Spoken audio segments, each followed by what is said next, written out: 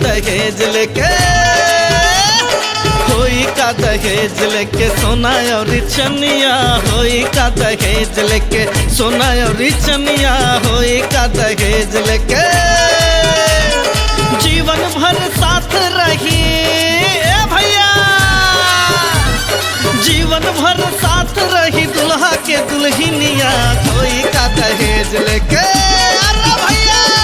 होई का दहेज लेके सोना और चनिया, होई का दहेज लेके सोना और चनिया, होई का दहेज लेके।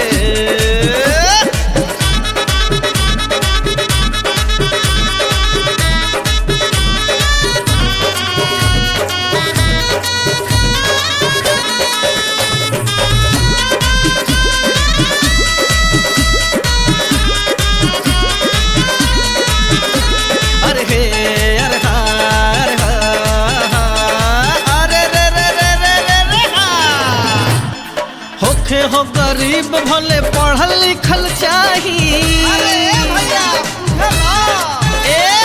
होखे हो गरीब भले पढ़ल लिखल चाहिए, मान मर्यादा संस्कार सीखल चाहिए, भरल कुल्ही गुण के,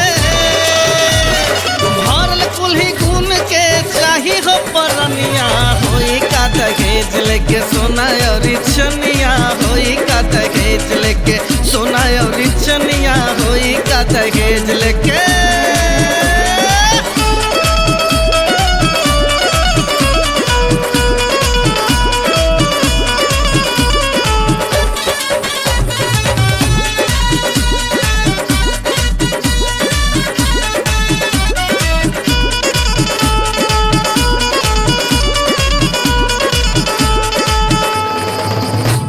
दहेजुआ सामान सब कबले रही धइल,